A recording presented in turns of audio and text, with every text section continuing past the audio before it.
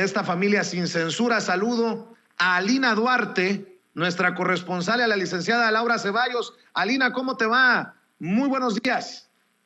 Hola Vicente, muy buenos días. Empezando con estos temas bastante fuertes la semana y yo feliz de estar aquí. Un saludo para ti, para todo el auditorio, el equipo de Sin Censura y también para mi comadre Laura. Así es, ya llegó la licenciada Laura Ceballos, colaboradora de Sin Línea MX, abogada por la UNAM, con especialidad en Derecho Laboral. Querida Laura, también te saludo con mucho gusto. Buenos días. Buenos días, Vicente, a mi querida comadre, pero es electoral, ¿no? Del laboral, no, ese no me gusta. A mí lo que me gusta es la carnita de la política y así como dice Aline, estás empezando el lunes la semana con mucha carnita política porque los temas están candentes. Dije laboral, corrijo pues, electoral, querida Laura, de esos tropezones que a veces se da uno en las presentaciones. Por cierto, le quiero adelantar que en unos minutos se enlazará con nosotros, así lo hemos pactado, así lo tenemos en la agenda, Javier Herrera Valles, comisario general retirado de la Policía Federal, quien dice: yo le advertí a Felipe Calderón de la colusión de Genaro García Luna con la delincuencia organizada, y nos va a hablar de esa explicación pendiente que tiene con el pueblo de México Felipe Calderón, a quien dice el presidente ya no se le puede permitir un no sabía. Querida Alina, ¿cómo ves el madrazo político de Andrés Manuel López Obrador a Ricardo Monreal y esta entrevista cacaraqueada por el periódico Reforma? Bueno, Vicente, en realidad es un tema que hemos venido aquí revisando ampliamente durante las últimas semanas. Me llama la atención que habla si es o no un error el haberse pues mostrado, ¿no?, como candidato y esta sucesión hacia el 2024 anticipada. Sin embargo, yo creo que lo único que nos está demostrando ni siquiera conflicto, ¿no?, estas declaraciones del presidente Andrés Manuel López Obrador en torno a un personaje tan siniestro y malévolo, ambicioso, ¿no?, que además su equipo se queja de que se le diga ambicioso cuando en realidad es lo único que está demostrando en cada una de sus acciones. Pues nos muestra nuevamente quién es este personaje, pero también quiénes son los medios de comunicación que van a resultar aliados de todos estos personajes, y no me sorprende en lo más mínimo que sea el diario Reforma quien le dé tanto espacio a un personaje como Ricardo Monreal. Ahora la pregunta no es solamente si tiene o no un pie afuera de Morena. Yo creo que el tema es reconceptualizar qué significa hoy Morena, qué significa la Cuarta Transformación y quiénes son los personajes que van a estar liderando, que van a estar representando y que van a estar más que representando y liderando, también fomentando la participación de las y los mexicanos dentro del partido que hoy está en el gobierno. Me llama muchísimo la atención que también, y hasta agradecimiento con las declaraciones que da hoy el presidente Andrés Manuel López Obrador, hablando de radicales, ¿no? Porque creo que cuando una viene y posiciona, especialmente en estos espacios donde sí nos dejan hablar sin censura, Vicente, y uno habla de esas necesidades, ¿no?, de cuestionar a los representantes, de que estén a la altura del momento histórico, pues vienen y nos dicen radicales, ¿no? Cuando nos dicen hay que cambiarlo todo, no hay que andar con tibiezas, es que hemos dicho muchas veces aquí qué hace México en la OEA, cuál tiene que ser el rol de México en América Latina, qué hace Ricardo Monreal representando a Morena en el Senado, qué hace Mario Delgado como titular de un partido hoy en el gobierno, estas declaraciones que hacía Paco Ignacio Taibo también cuestionando a Mario Delgado al frente de la presidencia. Cuando le damos voz a la gente, ¿no?, que está diciendo dónde está Morena, incluso las mismas palabras de Paco Ignacio Taibo hace unas semanas que se filtraban en esta reunión del CEN, del Comité Ejecutivo Nacional de Morena, diciendo que hoy Morena, pues sí, no ha estado con la gente, no es un partido que esté ahí de a pie, ¿no?, con los sindicatos, con la población, y que se tiene que hacer más. Cuando hablamos de todo esto, justamente se nos dice radicales en muchos sentidos, y hoy viene el presidente Andrés Manuel en la mañanera a decir somos radicales, ¿no? La palabra tiene que ver con ir todo de raíz, y me recordaba, yo sé que genera mucha polémica también estos discursos del comandante Fidel Castro, pero hay uno, y con eso cierro, que me recordaba mucho esto de qué es ser de izquierda, qué es ser radical, y él hablaba de qué es la revolución, ¿no? Y él hablaba de la revolución, es el sentido, el momento histórico, es cambiar todo lo que debe ser cambiado, es igualdad y libertad plenas, es ser tratado y tratar a los demás como seres humanos, es emanciparnos por nosotros mismos y con nuestros propios esfuerzos, es desafiar poderosas fuerzas dominantes dentro y fuera del ámbito social y nacional, es defender valores en los que se crea el precio de cualquier sacrificio, es modestia, desinterés, altruismo, solidaridad y heroísmo, es luchar con audacia, inteligencia y realismo. Es un discurso muy bonito que creo que nos hace poner todos esos términos, ¿no? de lo radical, lo revolucionario,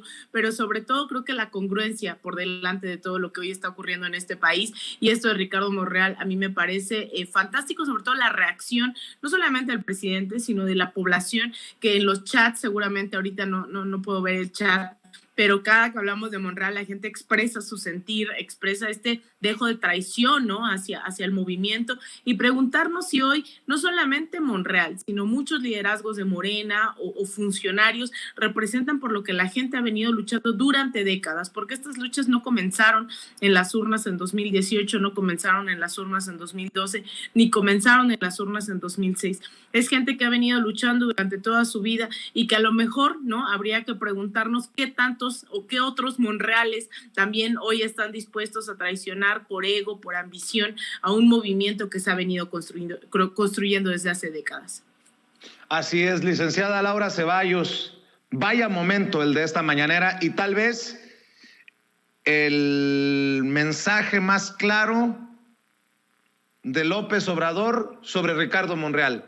Ricardo Monreal es, creo yo, insostenible como coordinador de Morena en el Senado.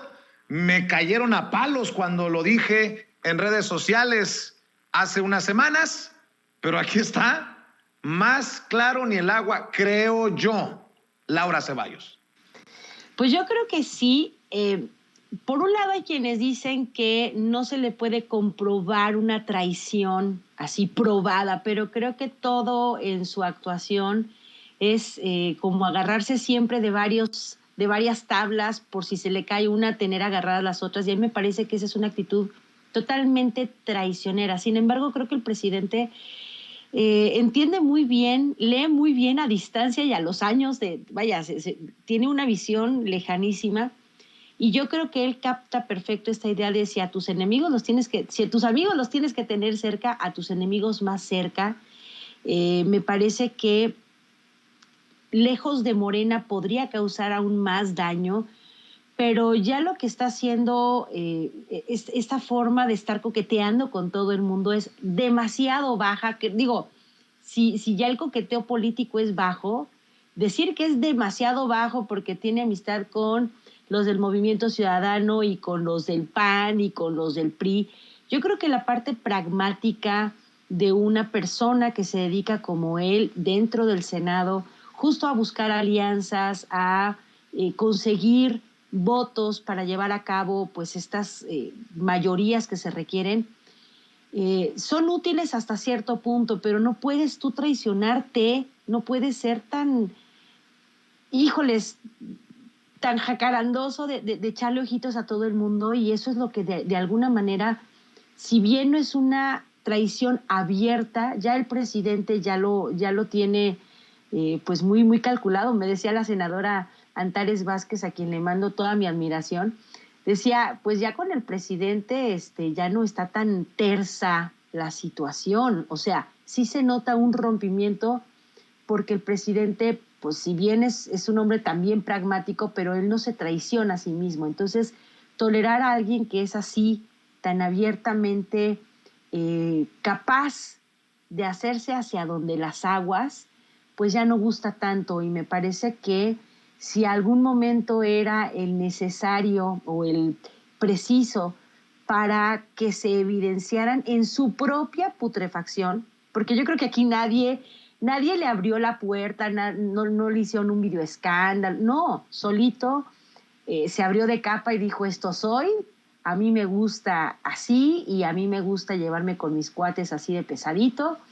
Y pues bueno, al final de cuentas, andar acusando de una, digamos que preselección muy anticipada, le salió más caro a él que a los demás, porque al final pues la ambición se le notó más a él que incluso a los demás que están haciendo lo que tienen que hacer sin andar diciendo yo soy la precandidata de esta cuarta transformación o del movimiento obradorista o del Morena. O sea, no están haciendo nada de lo que él acusa. Entonces creo que el que se descara es él y pues solito se ató la soga al cuello, ¿no?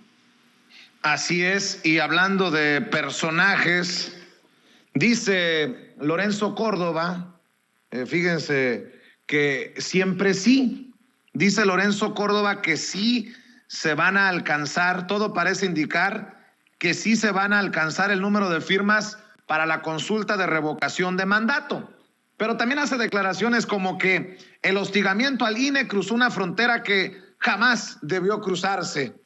Ahí sigue Lorenzo Córdoba como consejero presidente del INE y ahí seguirá y creo que será uno de los personajes más iracundos contra la reforma electoral que también se viene este año, como lo ha señalado el presidente Andrés Manuel López Obrador, Alina. Mira, Vicente, yo creo que esto de la revocación de mandato nuevamente nos pone al frente, ¿no?, de estas discusiones en donde hoy la población quiere aportar su granito de arena. Sin embargo, vienen estos personajes como Lorenzo Córdoba, que también habría que preguntarnos, así como Ricardo Monreal, ¿qué hace al frente de Morena? ¿Qué hace un Lorenzo Córdoba al frente de un instituto que tendría que estar siendo imparcial, que tendría que estar garantizando y dando condiciones democráticas al pueblo mexicano para garantizar todos los procesos? En este caso, sí, un referéndum revocatorio, pero también lo veíamos con el tema de la consulta popular, lo hemos visto también en otras ocasiones, no solamente el INE, tampoco apareció de la noche a la mañana y no apareció en el 2018, el INE ha aparecido desde hace muchos años y ha cometido también muchísimos delitos, ha sido un jugador fundamental para la derecha, ¿no?, en un fraude del 2006, en la compra de votos de un 2012, también yo creo que tendríamos que estar pensando hacia dónde nos dirigimos como sociedad mexicana, permitiendo que este instituto, pero también estos personajes, sigan formando parte de la vida pública. Hace unos días tú decías, es que la gente me está diciendo, ¿no?, que por qué le seguimos dando voz a Vicente Fox.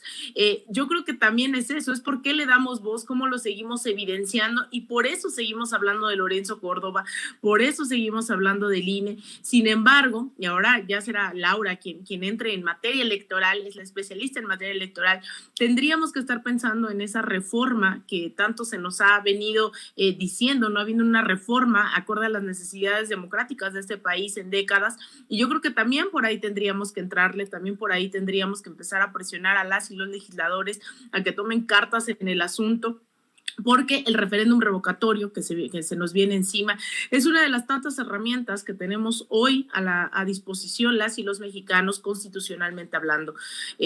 Yo creo que esto de que se junten las firmas no es casualidad, habla también del descontento de la población mexicana, ¿no?, del INE, ¿no?, de seguir participando, seguir demostrando que tenemos en nuestras manos como el futuro y las riendas del país, algo que no ocurría y que queremos, ¿no?, seguir refrendando, queremos seguir participando de todos los espacios posibles. Yo creo que esto es un gran ejercicio, un ejercicio histórico que no solamente va a hablar de la ratificación de mandato, porque creo que a estas alturas también ya está por demás, ¿no?, el decir qué va a pasar en caso de que se lleve a cabo este referéndum. Yo creo que sería un refrendo, ¿no?, del mandato, pero también pensarlo en términos de qué podría venir después. En las últimas décadas en América Latina hemos visto incluso procesos constituyentes que nos han dotado de nuevas constituciones, que ya no nada más son enmiendas como en Estados Unidos, que tienen la misma constitución desde los 1700 y solo ha habido enmienda tras enmienda. Bueno, América Latina ha sido mucho más avanzada en esos procesos y tal vez un referéndum revocatorio le dote de más legitimidad al actual gobierno, además mucho más fuerza como para empezar con este tipo de procesos mucho más profundos, ¿no? De raíz, hablando de radicalidad, a propósito del presidente diciéndose radical, bueno, un proceso tan radical como una convención constituyente podría venir en ciernes, nuevas reformas electorales, políticas, sociales, económicas, nacionalizaciones, ¿no? Yo creo que tendríamos que estar pensando también en lo profundo, que no nada más es la recolección de firmas, sino también lo que pueda venir después de ello.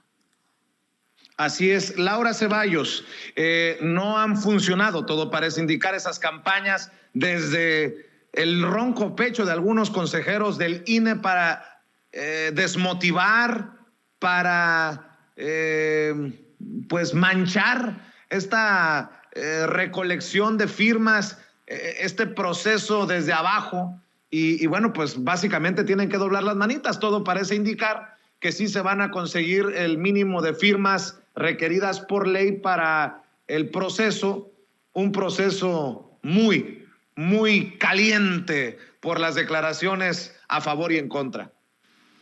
Sí, y ¿sabes qué? Justamente esto que decía ahorita Lina, es una situación que la gente toma en sus manos, no como erróneamente los representantes del PAN ante el INE quisieron hacer ver y con lo que supuestamente están diciendo, ya ven, y ustedes quieren al presidente, si tanto lo quieren correr, córranlo. No lo están leyendo.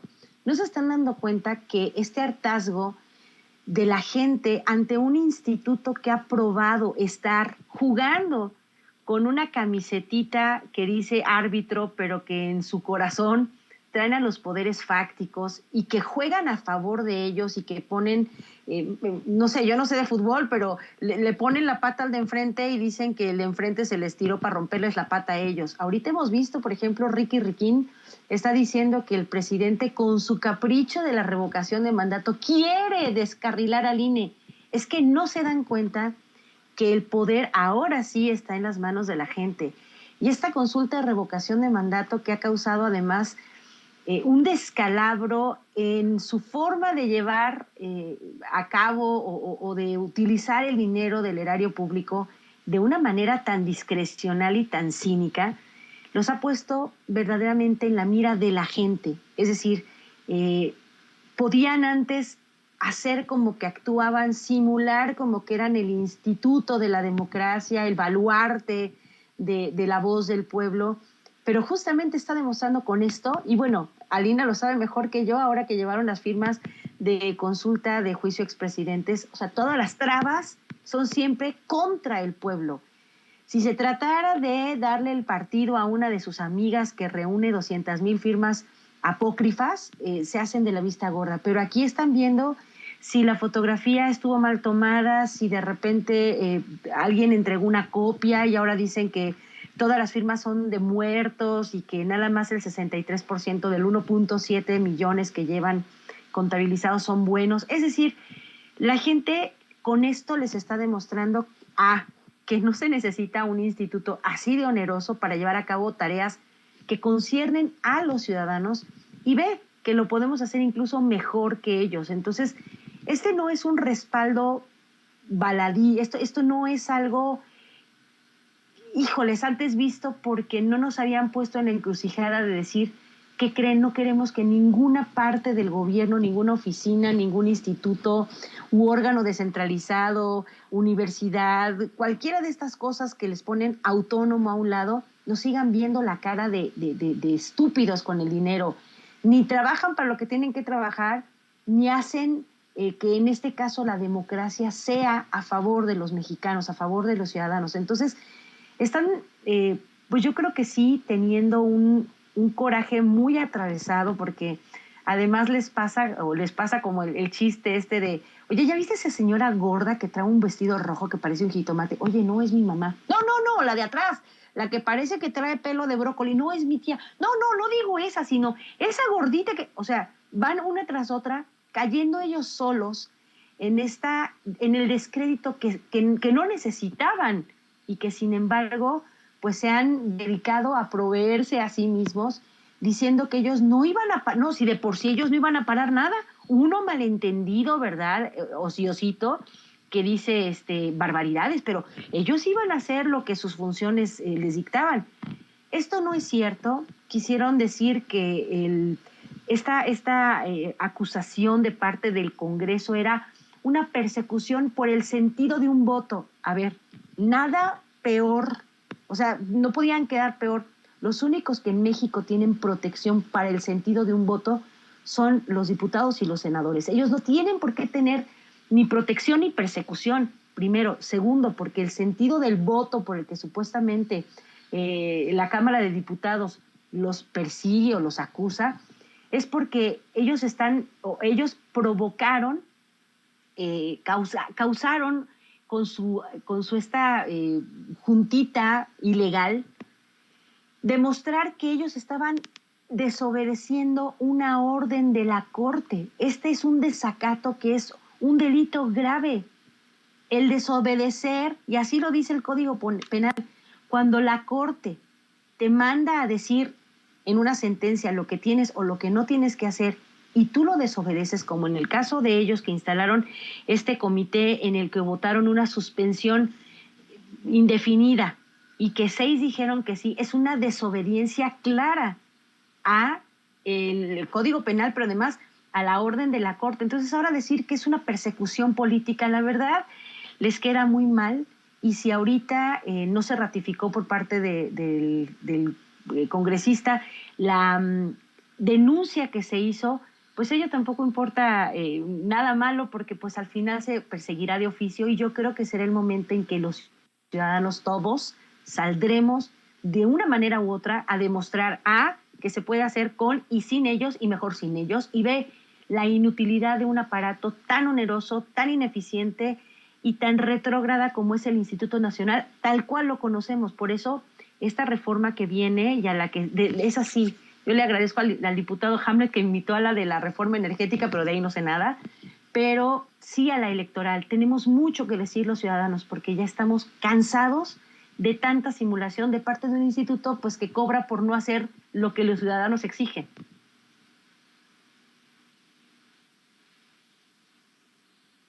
A esta investigación de la Unidad de Inteligencia Financiera, el SAT, la Fiscalía General de la República, sobre Santiago Krill y Ricardo Anaya, incluidos en estas investigaciones por su presunta participación en una red financiera de factureras, fachadas, estas empresas que estarían incluso manejando una vinculación entre políticos y despachos de abogados con empresas acusadas de facturar operaciones sospechosas, defraudar al fisco y participar en el lavado de dinero producto del crimen organizado. Les pregunto su opinión sobre estas investigaciones en torno a Santiago Krill, su hijo, y Riquín Canallín, porque pues Santiago Krill ahora es uno de los líderes de la oposición, consiguió el diálogo del PAN con el gobierno. De hecho, de acuerdo a Santiago Krill, los diálogos con el gobierno de la oposición iniciarán el miércoles 19 de enero en Bucareli, con la participación de los titulares de Energía y de Hacienda, Rocío Nale y Rogelio Ramírez de la O, y el director de la Comisión Federal de Electricidad, Manuel Barlet. O sea que iniciarían en miércoles estos diálogos de un Santiago Krill investigado junto a Ricardo Anaya. Y yo digo, pues qué autoridad moral para dialogar de estos grandes líderes de la oposición, como Ricardo Anaya, que no pierde la esperanza de volver a ser candidato del PAN a la presidencia de México, y Santiago Krill, que pedía ser escuchado por el gobierno. Querida Alina, tu comentario para cerrar. Bueno, en realidad tampoco me sorprende, ¿no? Que hablemos de estos despachos que terminan vinculando a políticos, a facturarios, a empresarios, y además, lo dice la revista Contralínea, la mayoría, ¿no? En Zapopan, principal centro de operaciones del cártel Jalisco Nueva Generación. Estaríamos hablando de millones y millones de pesos simplemente en esta investigación. En algún momento se habla de acuerdo a indagatorias y documentos oficiales, el panista Krill Miranda recibió entre 2015 y 2021 más de 80 millones millones de pesos de la nómina del despacho Suma de Capacidades, con el cual también mantiene una relación y sociedad. Y luego habla de las empresas, dice el cual hizo depósitos por 26.1 millones de pesos. Esto es una de las 36 factureras de las que habla esta investigación. Yo creo que calidad moral, después de sexenios, después de conocerlo, Santiago Krill no es un novato dentro de la vida política, del ámbito político nacional en este país. Ha sido diputado, ha sido senador, ha sido, si no mal recuerdo, también, bueno, fue exsecretario de Gobernación, pero también candidato, o intentaba ser candidato presidencial, que esté ligado a una red financiera. Yo quiero escuchar, de verdad, qué nos tienen que decir, cómo van a tratar de zafarse. Lo único que están haciendo es terminar de cavar su tumba política. Cada vez le suman más y más y más argumentos, como, insisto, como si ya no tuviéramos los suficientes durante un sexenio calderonista, durante un sexenio foxista, durante la bancada, ¿no? Durante el peñanietismo. El PAN y sus representantes morales, ¿no? Incluso Ricardo Anaya, que se dice perseguido político, que quiere nuevamente aspirar a la presidencia con sus dejos de clasismo, ¿no? De poca transparencia, de corrupción. Pues bueno, ahora tenemos nuevamente en esta lista, le vamos agregando este suceso, que esperemos tener aún más información para decir ni un voto nunca más al PAN. Alina, ¿por qué no también cerramos invitando a la gente para que te apoye en redes sociales? Claro que sí, yo les invito a que me sigan en Twitter, me encuentran como @AlinaDuarte_, en Instagram _AlinaDuarte, en Facebook.com/Alina Duarte Periodista, y también en mi canal de YouTube, Alina Duarte, ahí me encuentran, ahí me pueden seguir, y también entre semana, salvo los lunes, claro está, en Sin Censura Nocturno, ahí andamos listas para dar la información. Te mando un abrazo, Vicente, a ti, a Laura, a todo el equipo y al auditorio de Sin Censura.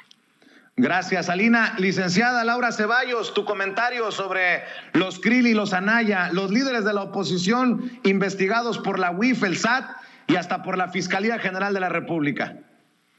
Pues así como dice Alina, esto no sorprende a nadie, porque esta era justamente la red que tejieron subrepticiamente al cobijo del poder durante el calderonato, durante el foxato, y ahí es en donde te encuentras justamente ante la evidencia. ¿Por qué no querían que llegara Andrés Manuel a la presidencia desde Fox y desde antes? ¿Por qué siempre estuvieron bloqueando a la izquierda? Porque sabían perfectamente bien que sus redes de poder, de dinero, de, pues aquí incluso de narcopolítica, iban a salir a la luz. Y me encanta la idea de que vayan a salir diciendo, no es cierto todo esto que me acusan. Ya salió Krill diciendo que no es cierto, que es venganza. No es venganza, señores. Si algo no se puede ocultar es la envidia, el amor y el dinero. Y dinero, pues muy mal habido, pues siempre trae un rastro de violencia, de corrupción, y a ellos les apesta el dinero encima. Entonces, sí, bien lo decías, ¿con qué cara se van a presentar para querer negociar?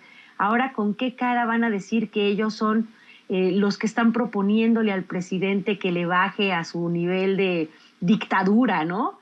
Es una farsa lo que el PAN es. Lástima porque de repente hubo algunas personas que tuvieron la buena intención de hacer de este partido pues representante de un sector de la población, pero yo creo que los pocos que sigan teniendo sus cariños con el PAN se tendrá que replantear si esos son los líderes morales, digamos que los de mostrar lo mejorcito o lo menos peorcito del PAN.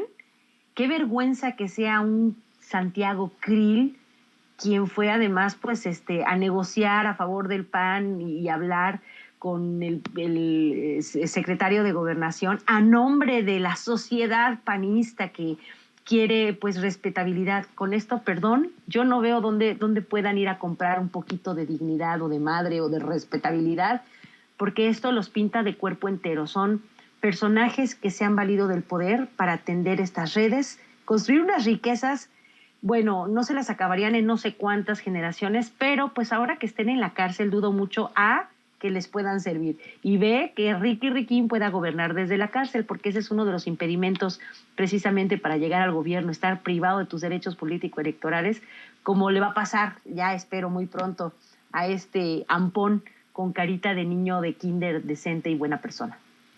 Querida licenciada Laura Ceballos, ¿por qué no invitamos a la gente para que los apoyen en Sin Línea, para que te apoyen en redes sociales, para que te apoyen en tus espacios? Pues miren, estamos en Sin Línea MX haciendo todos los días digamos que el comentario político de las 11 a la 1 de la tarde con temas variaditos y en mi canal de Twitter, bueno, en mi cuenta de Twitter es @CeballosLaura. Y también estoy en el Facebook, aunque no subo muchas cosas, pero comparto todo lo que hacemos en Sin Línea. Soy Laura Ceballos A de Alcázar, igual en el Instagram. Entonces, pues ahí estamos, pero síganos en Sin Línea MX y se los vamos a agradecer muchísimo. Muchísimas gracias también a ti, a Ceci, a don David, a Toño, a todo el mundo y a mi comadre Alina. Un beso. Muchísimas gracias, Vicente. Gracias, licenciada. Gracias, Alina. Nos vemos pronto en otra mesa de diálogo aquí en Sin Censura. Déjeme, para presentar a nuestro invitado, déjeme decir